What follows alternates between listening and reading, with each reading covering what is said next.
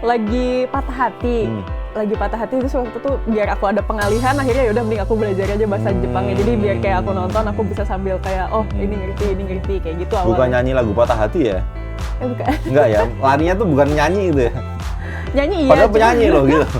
Nyanyi pasti dong. Cuman kan kadang-kadang kan kalau misalnya kita kan nggak setiap hari 24 jam kita nyanyi dong. Okay. Jadi makanya kayak kalau waktu kayak gitu aku pakai buat belajar biar aku lupa. Kayak pasti gitu. bisa itu jaminan itu. Jaminan kalau buat aku itu jaminan. Karena pusingnya pindah ya. Halo Sobat BK, gue ikutan tepuk tangan Mas Bima. Ketemu lagi di podcast Kinari bersama saya Kintoko. Ada Mas Hari di luar di belakang kamera. Kita kedatangan ada Alia Safira, ada W-nya nih, istimewa. Wibowo! Hai! Ini ada hubungannya sama penyanyi lawas yang punya nama Wibowo. Nanti Mbak Alia akan cerita sendiri.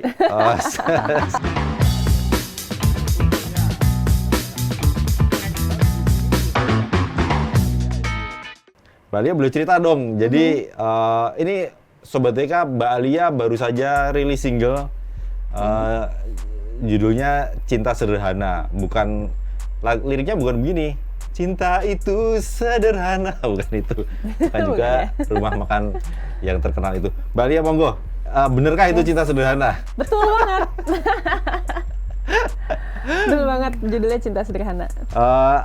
Ini sebenarnya bukan single pertama ya, bukan. Udah banyak single sebenarnya Mbak Alia SW.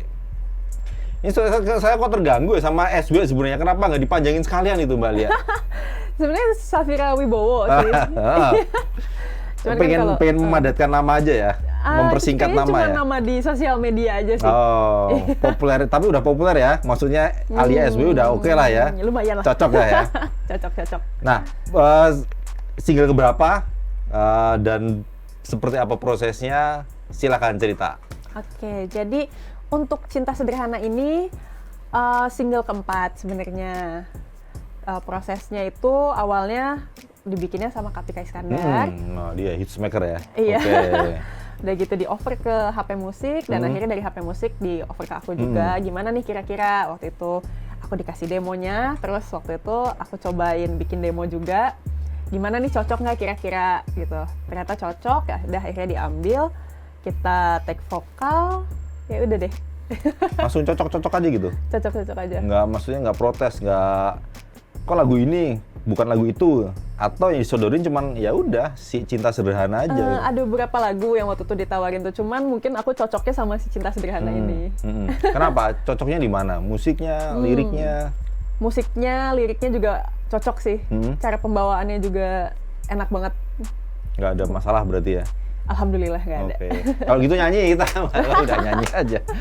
Belum dong, nanti dong.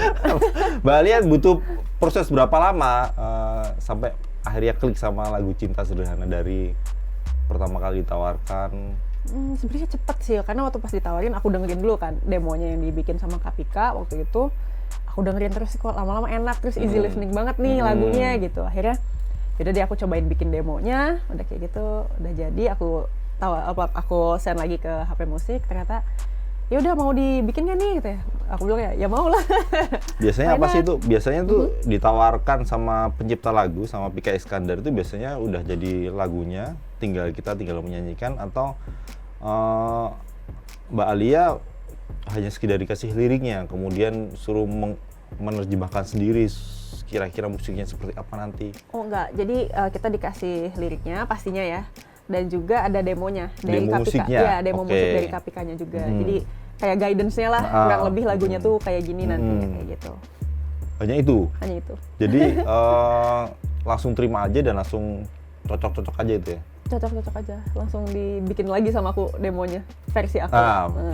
Versi Mbak Alia itu seperti apa? Ditambahin apa? Atau kurang apa ini lagu dari versi aslinya gitu?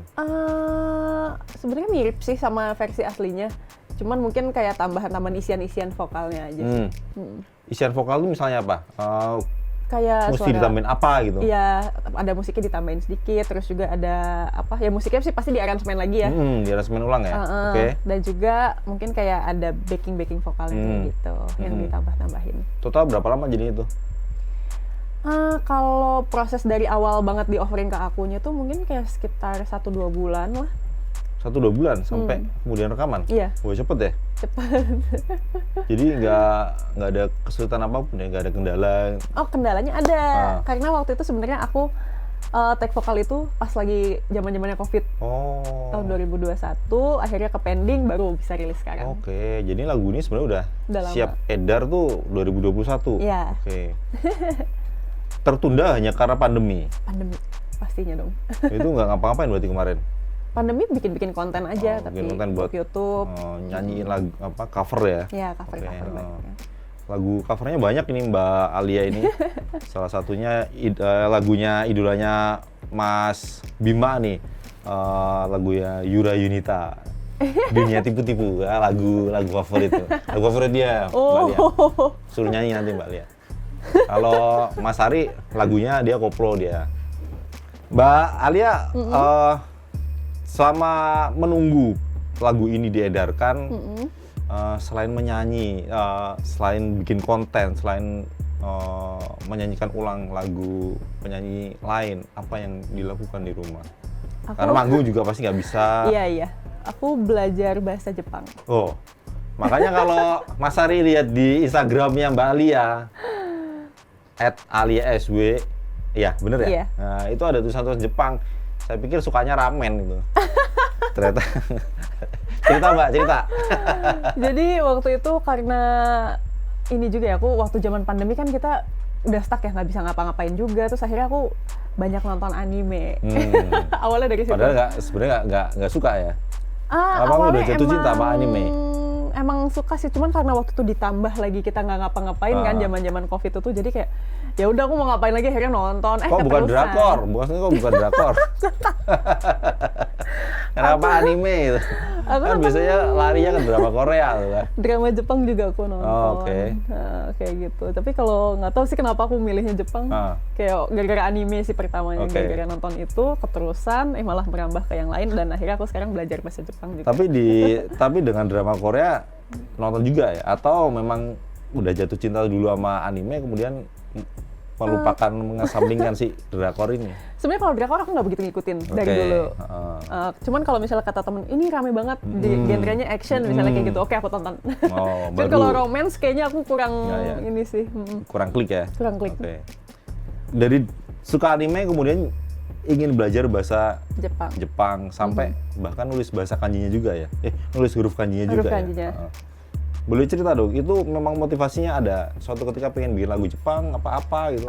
Enggak sih, pertamanya memang dari anime kan, aku suka, terus kayak makin aku nonton gitu, makin kayak seru juga ya gitu, terus akhirnya kayak aku yang memotivasi aku tuh sebenarnya kayak waktu itu lagi patah hati, terus waktu itu biar aku ada pengalihan, akhirnya yaudah mending aku belajar aja bahasa Jepangnya, jadi biar kayak aku nonton, aku bisa sambil kayak ini ngerti kayak gitu awalnya. Bukan nyanyi lagu patah hati ya?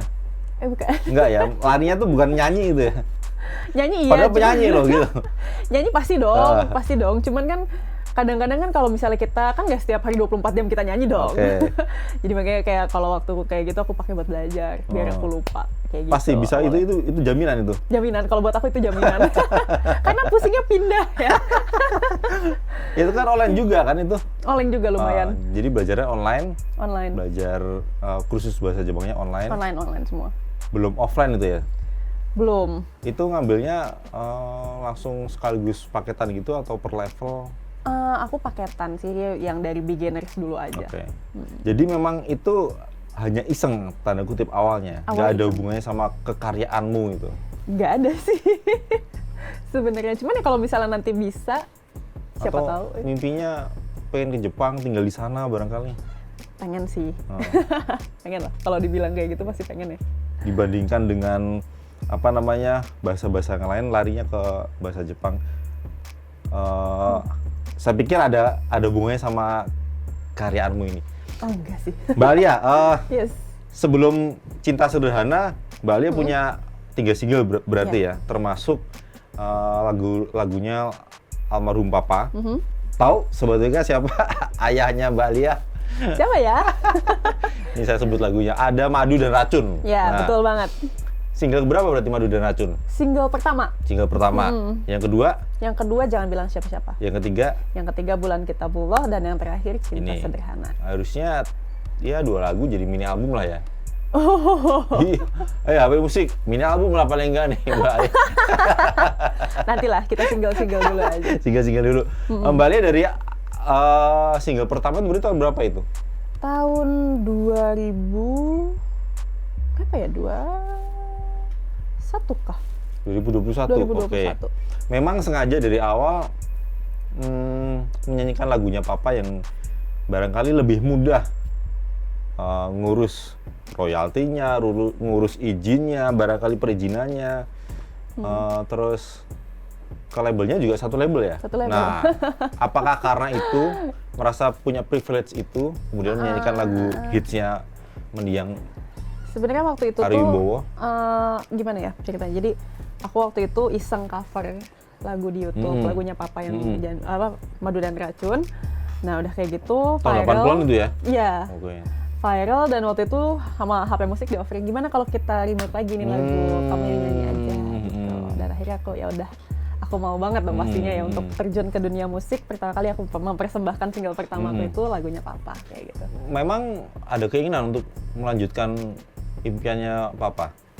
Ada sih, karena kan aku dari kecil sih aku emang udah seneng nyanyi. Dan waktu karena apa lingkungannya udah iya musik banget ya. iya udah terinfluence lah dari Kalau Mama? kecil. Mama juga nyanyi. Mama juga nyanyi, oke. Nggak tahu aku mamanya Mbak Alia. Oke, jadi sama-sama suka musik, kemudian memang dari kecil memang sudah ingin. Iya, udah ingin. Kemudian misalnya dari kecil tuh aku umur 3 tahun, 4 tahun gitu tuh udah sering karaokean di rumah gitu bareng mama, papa gitu ya. Terus pas SD aku ikutan lomba. ikutan salah. paduan suara, ekskul, terus SMA juga aku ikut vokal grup, itu juga sering lomba vokal grupnya. Nah pas sudah selesai SMA dan masuk kuliah tuh aku sering band-bandan kayak gitu awalnya sih, jadi makin sering aja untuk bermusik lah kayak itu belum belum musim ya, pencarian bakat itu belum musim ya? Udah waktu sih. SMA itu? Udah. SMP SMA itu? Udah. Nggak tertarik itu? Aku sebenarnya kayak nggak begitu ini sih, takut sih, lebih ketakut karena kayak dulu belum sepede itu untuk ikut dan terjun langsung ke dunia musik yang ajang pencarian bakat kayak Kenapa gitu. nggak pede? Bapak aku tuh musisi kondang loh. Nggak tahu kenapa ya, aku juga waktu itu kayak enggak kayak gitu. Kayak enggak takut kayak gitu. Jadi kayak ya sampai sekarang pun belum pernah ikut ajang Takut, pencarian bakat. tapi sering ikut lomba, ikut sering paduan suara, itu kan sebenarnya udah memupuk rasa percaya diri kan sebenarnya itu. Cuman kan kalau misalnya vokal grup kayak gitu kan pas lomba Rame-rame ya? rame-rame, jadi kayak pede-pede aja kan karena barengan. Kalau salah gitu. temennya banyak ya? Iya. Oke. Kayak gitu. Jadi pertimbangannya itu. Kalau solo belum banget ya? Belum. Solo iya, bahkan kayak untuk manggung gitu sama teman-temanku dulu, band aku itu setiap manggung pasti aku demam panggung dulu. Kayak tangannya sampai dingin, terus kayak udah gemeteran, aku takut gimana bisa nggak ya aku kayak gitu, selalu kayak gitu. Soalnya Mbak Alia posisinya vokal ya? Iya, pasti vokal. kan? Bukan drummer, kalau drummer kan ketutupan tuh di belakang tuh. Jadi dia asik-asik aja, kayaknya. Tapi dari kecil memang sudah dipupuk sama orang tua jadi penyanyi dong gitu. Enggak sih sebenarnya, dibebasin aja. Sama papa gitu memang dikasih jalannya gitu barangkali? Dulu? Dulu sih belum malah. Dulu karena aku belum terlalu kelihatan mungkin ya waktu papa masih ada tuh, mungkin kayak lebih ke kakakku sih. Oke. Kayak gitu. Jadi aku tuh baru into banget kayak nyanyi untuk kayak solois atau kayak ikut vokal grup kayak gitu tuh pas aku SMA. Pas SMA, oke. Pas papa nggak ada tuh usia berapa Mbak Alia? Aku tuh SMP kelas 2. Oh, SMP kelas 2. Nah, jadi saat itu memang kalah pamor dulu sama kakak ya? Iya. Justru kakak yang lebih diminta untuk melanjutkan jejak karir si papa ini, papa dan mama. Oke, jadi anak kedua ikut aja. Ikut aja. Dapat ini apa? Kemudian waktu ditawari untuk menyanyikan ulang Madu dan Racun, oke-oke aja gitu. terima-terima aja gitu? Aku sih oke aja, tapi yang kita lumayan cukup kesulitan untuk cari aransemen sih, karena kan ya tau lah ya. Harus beda lah ya. Harus beda, udah gitu kayak mungkin apa ya, notasi yang tahun 80 sama yang sekarang kan cukup beda banget tuh. Nah itu agak lumayan lama sih.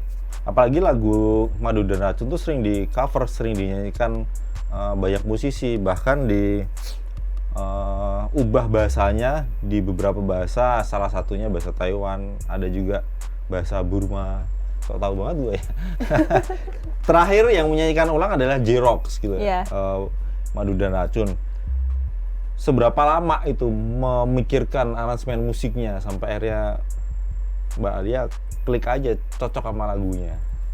Aku lupa sih berapa lamanya ya, cuman itu tahapnya cukup banyak sih, maksudnya ketika gini cocok nggak ya, gini cocok nggak ya, kayak masih mencari-cari kayak gitulah. Akhirnya sampai dapat, ya sampai ketemu yang ini. Siapa yang kemudian diminta untuk ngurusin musiknya itu? Kapika lagi. Oh, jadi perkenalannya udah dari awal berarti ya? Dua single jangan-jangan dia juga ya?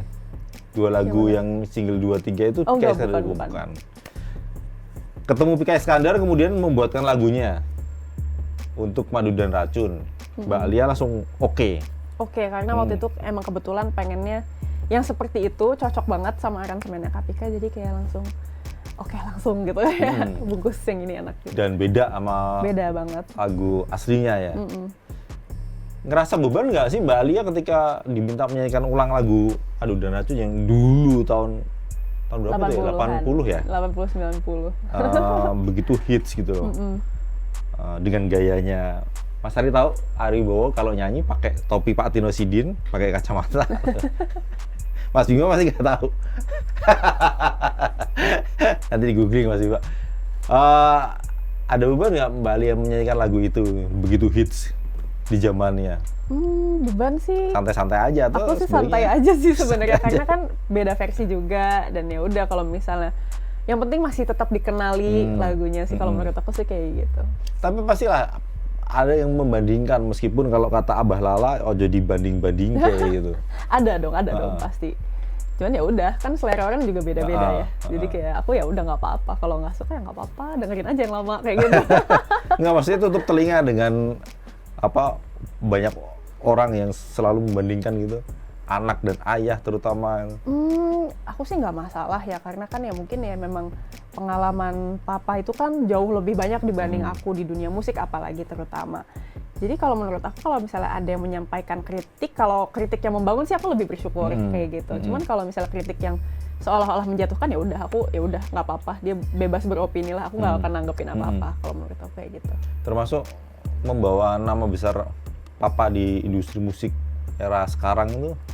Kalau misalnya konteksnya aku dibandingkan dengan papaku, ya udah, ya nggak apa-apa ya, toh papaku kan lebih duluan, maksudnya terjun di dunia musik udah berpuluh-puluh tahun duluan dibanding aku gitu kan. Jadi kayak ya udah, mau dibandingin, mau segimanapun dibandingin pasti lebih berat ke papa dong kayak gitu. Jadi aku ya nggak apa-apa, terima-terima aja. Nggak merasa risih gitu enggak ya? Enggak sih, biasa aja. Atau malah justru terbantu gitu, terbantu untuk menapak ke industri musik gitu Mbak Alia?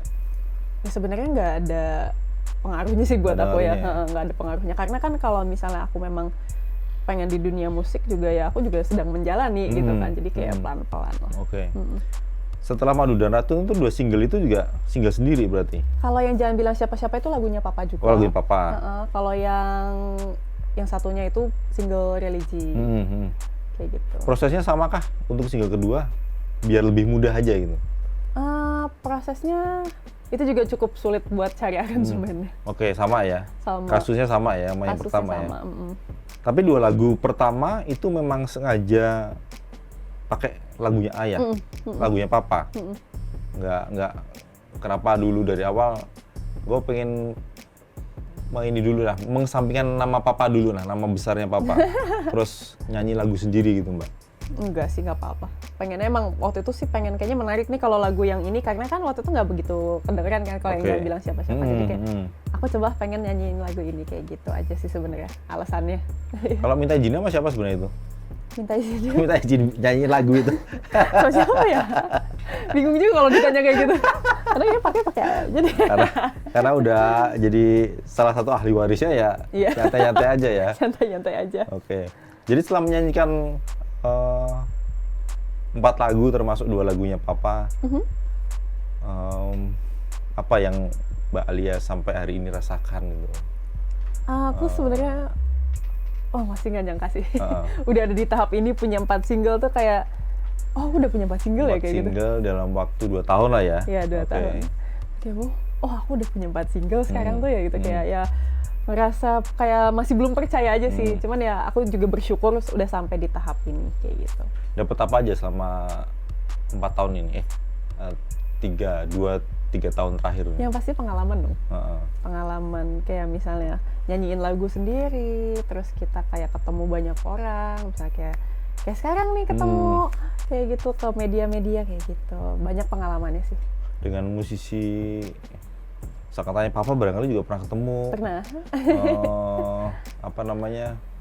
Ingin kerja bareng, berkarya bareng gitu.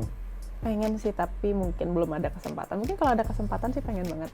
Jadi sekarang waktunya digunakan untuk mengenalkan diri sendiri dulu. Kalau misalnya ada embel-embelnya ayah itu mengganggu nggak sebenarnya Mbak Lia? Nggak apa-apa dong. Karena aku bangga juga sih. Maksudnya ayahku itu sosok orang yang banyak dikenal sama orang kayak gitu. Dari ingetnya apa dulu? Zaman kecil sampai SMP kelas 2 itu yang dikenang yang Mbak Alia masih inget banget? Yang ngajarin nyanyi kah atau biasa-biasa aja? Enggak Sosoknya sih. si Papa ini, Papaku, meskipun kalau saya sih yakin pasti istimewa beliau ini. Beliau istimewa sekali, yang pastinya Papa itu orangnya nggak pernah marah.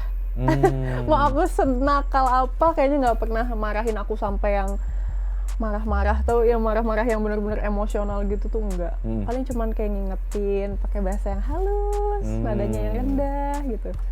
Jadi benar-benar memorable banget. Sering ditinggal manggung gitu? Sering. Atau malah diajak? Waktu itu suka sih diajak ke nonton Papa manggung kayak gitu. Diajak Papa apa memang tanpa seruan Papa nonton? Diajak. Karena tahu schedule-nya nih nanti bakal manggung di mana. Ayo kita ikut aja kayak gitu. Jadi dari awal emang udah dikenalkan dunia musik ya? Iya. Ingatan yang paling kenangan yang paling diingat apa Mbak Lia? Waktu Papa manggung kayak gitu. Kayak kalau aku lihat Papa di atas panggung kayak keren banget ya gitu, kayak bisa menghibur audiens yang begitu banyak gitu. Kayak luar biasa banget sih. Yang diingat di mana saat itu? Waktu itu di mana? Kayaknya di PRJ deh. Udah lama banget. Kayaknya aku masih kecil juga sih waktu di PRJ tuh. Tampil di depan banyak orang gitu ya. Oke. Ngerasa ini nggak saat itu? Bapakku ternyata selebritas gitu. Ya waktu itu kayak zaman sekolah itu SD SMP begitu. Ya lo kok ternyata terkenal gitu. Aku baru tahu kan waktu itu kok ternyata terkenal ya Papa kayak gitu.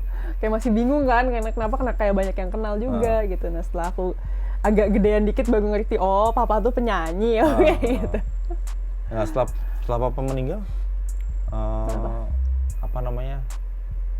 sempet ini nggak ya pasti kehilangan tapi merasakan bisa mewarisi gitu loh, maksudnya ingin sekali biar ya nama Ari Wibowo itu nggak akan tenggelam di telan zaman gitu. Ya pastinya ada lah ya, makanya sekarang aku terjun di dunia musik juga kayak gitu ya, pastinya pengen selalu dikenang karena kan mungkin untuk seusia orang tuaku juga kali ya, mungkin kayak mama seusianya tuh masih pada tahu, masih pada hafal sama lagu-lagunya Papa. Itu aku benar-benar seneng banget kalau ngelihat orang ada yang benar hafal gitu, terus kayak oh iya itu lagunya Papa kayak gitu tuh benar-benar seneng banget. Pernah manggung gitu saya anaknya Ari Wibowo gitu? Enggak sih, karena waktu itu aku manggung bawain lagunya Papa aja. Terus aku menyebutkan bahwa ini adalah lagu karangan dari almarhum ayah saya. Okay. Gitu. Paling mengenalkannya kayak gitu. Sebenarnya luar biasa juga ya. luar biasa karena lagu Madu dan Racun kan pasti ada aja yang tahu ya waktu itu. Jadi kayak begitu aku nyanyi reaksi semuanya pada ikut, itu benar-benar seneng banget, luar biasa banget. Lagunya Papa itu kan banyak banget Mbak Ali ya? Banyak banget gitu ya. Barangkali nggak cuma 2 nanti, barangkali ada untuk biar tetap everlasting gitu ya lagunya, tetap dikenal banyak orang. Barangkali akan ada rencana nggak itu menyanyikan ulang kembali, direkam di label, barangkali di label musik gitu? Belum ada sih sejauh ini, tapi mungkin next-nya mungkin ada. Udah milih-milih gitu belum? Belum sih, karena banyak banget. Oh ya, artinya ya itu makanya banyak lagu itu kan sebenarnya kalau untuk mengenalkan ke anak-anak pecinta musik zaman sekarang kan nggak ada salahnya juga kan. Iya. Apalagi anaknya sendiri kan lebih mudah ngurusnya gitu. Iya benar. Belum memikirkan ke arah sana ya? Belum sih, cuman aku suka kalau milih lagunya Papa tuh kayak banyak banget kan, jadi kayak ini enak tapi yang mana dulu gitu loh. Kayak gitu sih. Atau ada pertimbangan pengen nyanyi lagu sendiri deh suatu hari, atau ada loh pastinya. Ternyata ada tawaran yang lebih menarik daripada lagunya Papa gitu maksudnya? Kalau untuk itu sih kayaknya aku lebih tertarik untuk bikin lagu sendiri. Kayak gitu. Daripada nyanyi lagunya Papa? Iya dong. Biar aku bisa berkarya juga kan. Jadi nggak ingin ini nggak sih pelan-pelan juga tidak berada di bawah bayang-bayang almarhum Papa. Ya itu ya. Iya dong. Oke. Gue tanya jawab sendiri Mas Adi. Mbak Alia boleh nyanyiin penggalan referennya Cinta Sederhana itu? Boleh dong. Apa mau Madu dan Racun? Cinta Sederhana kali. Ya, monggo. Kayaknya Madu dan Racun udah pada familiar soalnya. Oke. Cinta mengajariku sederhana, semuanya telah aku mencoba. Karena aku tak selalu ada, ku berharap rasa jangan kau lenyap. Rindu mengajariku sederhana, semuanya telah aku mencoba. Karena aku tak selalu ada, ku berharap rasa jangan kau lenyap. Gitu. Ini Mas Ari pengen satu lagu nih. Mbak Alia, Madu dan Racun, Mbak Alia, Madu dan Racun. Madu dan Racun juga nih? Iya. Oke. Referennya aja Mbak Alia. Oke. Madu di tangan kananmu, racun di tangan kirimu. Aku tak tahu mana yang akan kau berikan padaku. Aku tak tahu mana yang akan kau berikan padaku. Wih, Mbak Alia tetap merdu suaranya meskipun hari ini puasa. Jadi terima kasih Mbak Alia Safira Wibowo sudah main ke Palmerah, ke Warta Kota. Mudah-mudahan sehat terus. Ya, ditunggu karya-karya berikutnya Mbak Alia. Mini album lah paling nggak. Wis. Amin. Terima kasih Sobat BK sudah nonton tayangan ini. Mudah-mudahan cerita Mbak Alia inspiratif, menginspirasi Sobat BK untuk tetap semangat melakukan kegiatan apapun. Yes. Terima kasih. Terima kasih. Selamat berpuasa. Sampai jumpa. Jangan lupa subscribe ya.